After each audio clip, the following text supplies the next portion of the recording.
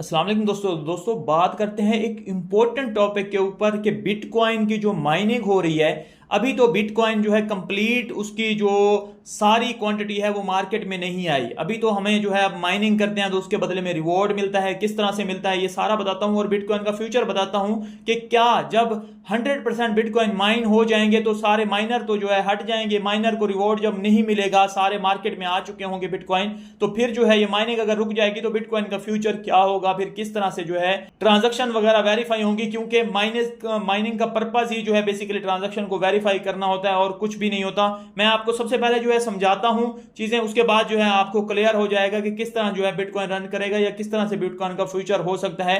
किस तरह अगर आप जो है जिस तरह कहते थे ना हमारा परदादा ने जो है ये जमीन नहीं ली थी तो आज हम पछता रहे हैं, तो इसी तरह जो है आप तब ना कह रहे हो कि हमने जो है बिटकॉइन नहीं लिया था तो हमारी जो है ये आने वाली नस्लें जो है गरीब रह गई, तो आप ना पछता रहे हो। लेकिन बहुत से लोग डरते हैं कि क्या ये गोल्ड की तरह जो है इतना लॉन्ग टर्म सदियों सदियों चलेगा भी सही, या इसका आने वाला फ्यूचर नहीं है, ये बाद में जो है बैठ जाएगा। तो इस सारे के ऊपर जो है डिस्कशन करता हूं, आपको कंप्लीट डिटेल बताता हूं। तो सबसे पहले मैं आपको बता दूं कि एक बिटकॉइन है, बिटकॉइन एक जगह से दूसरी जगह जो है ट्रांसफर होता है और उसमें जो है ब्लॉकचेन में उसकी उस ट्रांजैक्शन की जो है हैश सेव कर ली जाती है। आप कह लें हिस्ट्री, या उस ट्रांजैक्शन जो हुई है उसकी जो है हिस्ट्री ही होती है, जो उसका डाटा होता है वो सेव होता है। तो इस तरह कहते हैं कि ये ब्लॉकचेन पे जो है सेव होता जाता है। लेकिन ये किस तरह होता है, जब एक बिटकॉइन जो है दूसरे एक वॉलेट से जो है दूसरे वॉलेट में जो है ट्रांसफर किया जाता है, तो क्या वो खुद ब खुद ट्रांसफर हो जाता है?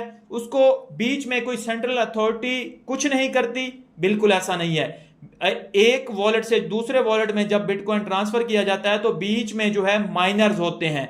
जो माइनर हैं वो क्या करते हैं, उनके पास जो है हाई क्वालिटी के जो है अच्छे ग्राफिक्स वाले जो है ग्राफिक कार्ड वगैरह लगे होते हैं, रिग्स वगैरह लगी होती हैं, तो बड़ी हाई क्वालिटी के जो है उनके पास कंप्यूटर होते हैं। वो कंप्यूटर क्या काम करते हैं, बेसिकली वो कंप्यूटर जो है जो ये ट्रांजैक्शंस हो रही है उसमें पजल्स को सॉल्व करते हैं और ट्रांजैक्शन को वेरीफाई करते हैं कि आया कि ये ट्रांजैक्शन ठीक हो रही है और ठीक तरीके से जो है एक जगह से एक वॉलेट से दूसरी वॉलेट में जो है वो सेंड कर देते हैं। तो बेसिकली ये जो पजल सॉल्व होती है ये ऐसे ही कोई माइनर या कोई बंदा ऐसे ही तो इतने हैवी कंप्यूटर लेके जो है नहीं बैठ जाएगा विदाउट कोई बेनिफिट लिए हुए कि हम ऐसे ही जो है इसके लिए बिटकॉइन के लिए काम कर रहे हैं। तो ऐसे कौन काम करता है? तो इसके लिए जो है सतोशी नाकामोटो बड़ा जो है चालाक बंदा था, उसने सारा जो है सीन बना के रखा कि अगर आप जो है आप में से कोई बंदा भी ये काम करता है, पजल सॉल्व करता है, ट्रांजैक्शन को वेरीफाई करता है जो एक वॉलेट से दूसरे वॉलेट में हो रही है, तो उसको रिवॉर्ड मिलेगा। अब लोग रिवॉर्ड लेने के लिए जो है उस पजल को सॉल्व करते हैं, हैवी कंप्यूटर लेते हैं, इलेक्ट्रिसिटी कॉस्ट बर्दाश्त करते हैं और इस सब में जो है वो अपना रिवॉर्ड लेते हैं। तो इस सब में जो है इस तरह से जो है जब एक जो है हमारे पास अब पूरा प्रोसेस क्या होता है वो सुन लीजिए। एक वॉलेट से जो है दूसरे वॉलेट में जो है भेजा जा रहा है बिटकॉइन। जब एक वॉलेट से दूसरे वॉलेट में भेजा जा रहा है, दरमियान में जो है माइनर है, उसने रिग्स लगाई हुई हैं, उसने हैवी कंप्यूटर रखा हुआ है, उसने पजल को सॉल्व किया है, ट्रांजैक्शन वेरीफाई हुई है और दूसरे वॉलेट में जो है वो चला गया है बिटकॉइन। लेकिन उसका जो डाटा है वो अलग से जो है एक हमारे पास जो ब्लॉकचेन है उसमें एक नया ब्लॉक जो है ऐड हो गया है। उस ब्लॉक में जो है क्या है, उस ब्लॉक में प्रीवियस जो हमारे पास ब्लॉक आते हैं ना, एक ब्लॉकचेन में बेसिकली बनते ब्लॉक्स हैं डिफरेंट डिफरेंट। तो ये चेन किस तरह बनती है, पिछले जो ब्लॉक होता है उसका जो हैश होती है वो अगले में सेव होती है, उस तरह अगले की अगले में होती है, तो इस तरह एक चेन बनती है। तो इस तरह जो है पता लग जाता है कि किस तरह जो है ये ट्रांजैक्शन जो है हो रही है, तो ये डाटा सारा जो है सेव होता रहता है ब्लॉकचेन में। तो इस तरह जो है सारा प्रोसेस बेसिकली हो रहा होता है। तो अब जो है जब सारे के सारे, अभी तो बिटकॉइन माइनिंग चल रही है ना, लेकिन अगर सारे के सारे जो है बिटकॉइन मार्केट में आ जाते हैं, क्योंकि अभी जो है तकरीबन 95% जो है बिटकॉइन मार्केट में आ चुके हैं और एक ना एक दिन, जब भी कह लें एक ना एक दिन सारे 100% तो मार्केट में आ ही जाएंगे। जब आ जाएंगे तो ये जो रिवॉर्ड है बीच वाला ये कहां से मिलेगा माइनर्स को? माइनर्स को तो फिर कुछ नहीं मिलेगा रिवॉर्ड, तो फिर वो माइनिंग क्यों करेंगे? फिर सारे जब अगर माइनिंग छोड़ देंगे, ट्रांजैक्शन को कोई वेरीफाई करने वाला ही नहीं होगा, तो ट्रांजैक्शन ही रुक जाएंगी, बिटकॉइन का तो बेड़ा गर्क हो जाएगा।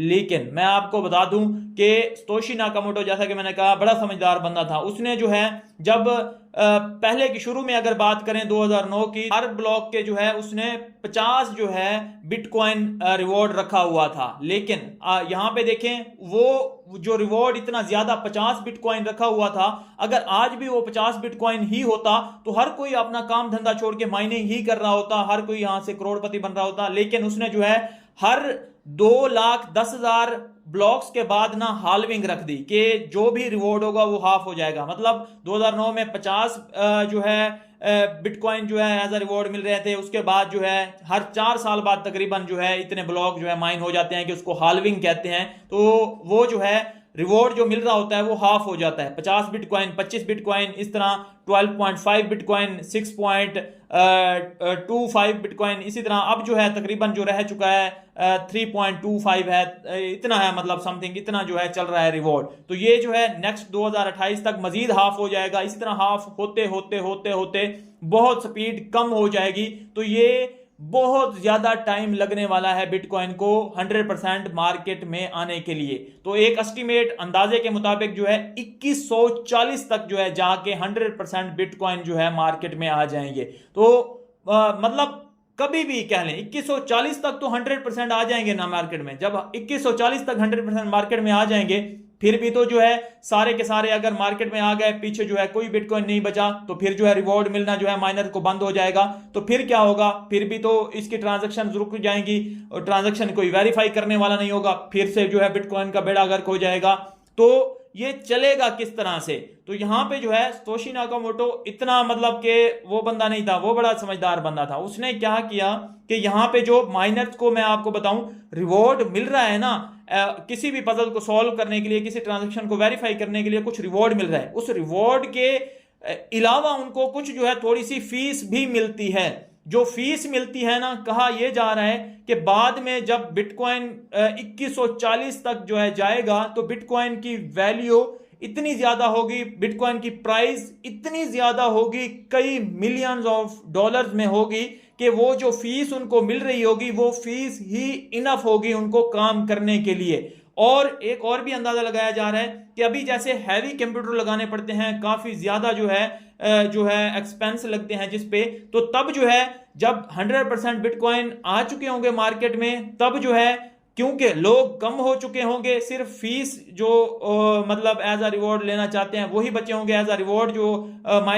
माइन करके मिल रहे थे वो लोग हट चुके होंगे, काफी कम लोग जो है इस तरह के जो है मतलब पीसी वगैरह रखे होंगे, तो वो कम मतलब हैवी पीसी पे भी जो है वो ट्रांजैक्शन वेरीफाई हो जाएगी, इतने हैवी पीसी लगाने की जरूरत नहीं पड़ेगी, तो कॉस्ट कम हो जाएगी। और तब तक कहा यह जा रहा है कि इलेक्ट्रिसिटी में भी जो है इनोवेशन आ जाएंगी, या कुछ इस तरह से हो जाएगा कि इलेक्ट्रिसिटी की जितनी अब हमें कॉस्ट देनी पड़ती है इतनी नहीं देनी नहीं पड़ेगी। तो तब कॉस्ट इतनी कम हो जाएगी कि जो फीस जो है जो लोगों को मिल रही होगी वो उसी पे ही काम करके खुश होंगे, उसी से ही जो है ट्रांजैक्शन को वो वेरीफाई करने पे राजी होंगे। तो इस तरह से बिटकॉइन जो है चलता रहेगा। लेकिन आने वाला फ्यूचर का क्या कहा जा सकता है? फिलहाल के लिए तो यही अनुमान लगाया जा रहा है, यही जो है मतलब के फ्यूचर और हिस्ट्री आपको नजर आ रही है कि बिटकॉइन फिलहाल रुकने वाला नहीं है। कम से कम 2140 तक तो आप जो है सुकून से बैठिए ना, तब तक तो नहीं रुकने वाला।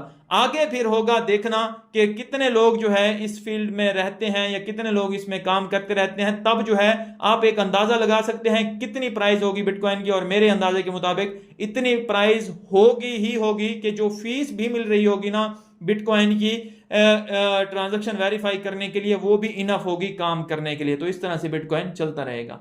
तो होपफुली आपको समझ आ गई होगी बिटकॉइन का कंप्लीट जो प्रोसेस वगैरह है। बाकी अगर आपने कुछ जानना है तो कमेंट सेक्शन में लाजमी बताइएगा। मिलता हूँ नेक्स्ट वीडियो में, अपना ख्याल रखिए, हमारे चैनल का भी अल्लाह हाफ़िज़।